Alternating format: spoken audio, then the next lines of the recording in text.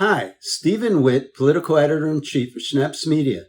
This Sunday, we were in Coney Island at Gargiulo's restaurant for the annual Republican GOP Brooklyn Gala.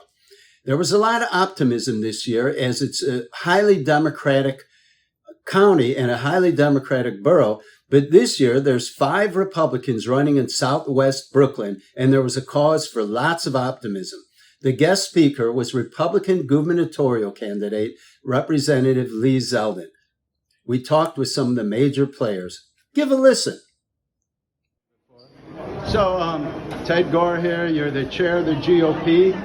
What's so exciting this year as compared to other election years? Sure. So the last few years, go back a number of years, the organization's gotten bigger. Our grassroots efforts and organization have gotten bigger.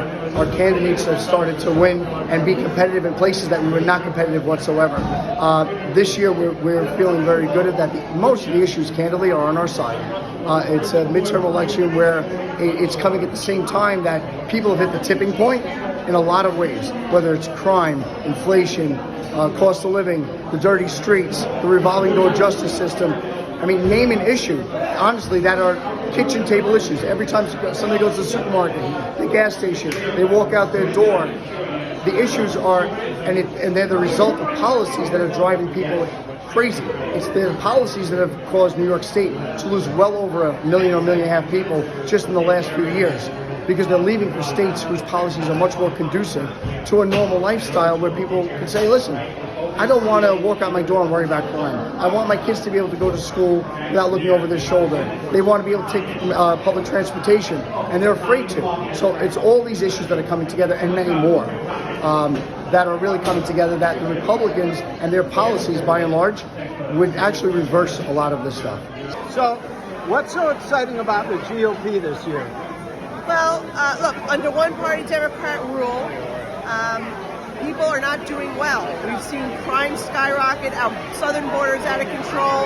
We're seeing inflation, energy prices all increase, and people want to see a change. We need to restore balance in our government at the federal level, at the state level, and the city level, and this is the opportunity to do it. We have to have a balance in government if we want to see good common sense policies prevail, and we want to see public safety be restored.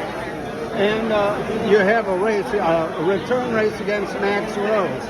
I mean, how are you feeling going into that race? Look, we're very proud of our record. We know compared to Max Rose's record, we've helped thousands of more constituents resolve problems. We've delivered much more money to the district.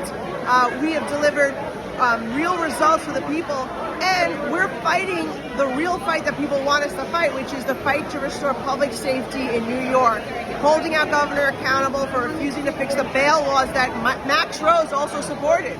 And Max Rose also supported giving gang members amnesty. He voted 97% of the time with Nancy Pelosi for these radical left policies, and people just want to see common sense balance.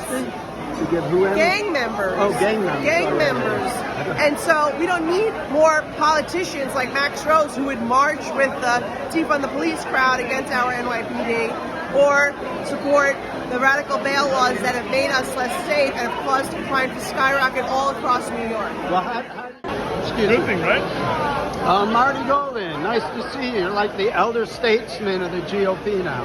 It's great to be here and good to see you. And I'm curious, why the optimism this year for the Republicans, you think? Because I think people are fed up. When you pass bail laws in the state of New York that cut and tie the hands of the judges, tie the hands of the police, and crime is rampant, there's nothing you can do. People want change. And this is one of the areas that people are concerned. Education is another area that they're very concerned about. They want to make sure they're getting the best education for their kids. And, they don't feel that that's happening. And the other area that they get is taxes. They want to buy homes. They want to be able to live and reach the American dream. To do that, you can't have these spiraling out of control taxes that are hurting the people that live here and come here. My parents came from Ireland in 1940-something, and guess what? 8 kids, 10 years. Nobody gave them anything. They worked hard. But we didn't have the crime. We didn't have the taxes. We didn't have what's going on today. You need to change it. And the only way you're going to do that is by putting Lee Zeldin in the governorship. Well, speaking of which, until Ina Barokov won, you were the last Republican city councilman in Brooklyn. Do you see? Yeah, there's a lot of open races this year in South Brooklyn. I was the Republican city councilman, Republican senator for 16 years. But guess what? Lee Zeldin's going to win. His lieutenant governor is going to win, and you're going to see assembly seats. Brooke Krasny, you're going to see people across this Southwest Brooklyn win these seats, and in other parts of this great city and state. People are fed up. They want change, and today they're going to take it. This is Stephen Witt, political editor-in-chief for Schneps Media, reporting from Gargiulo's restaurant in Coney Island.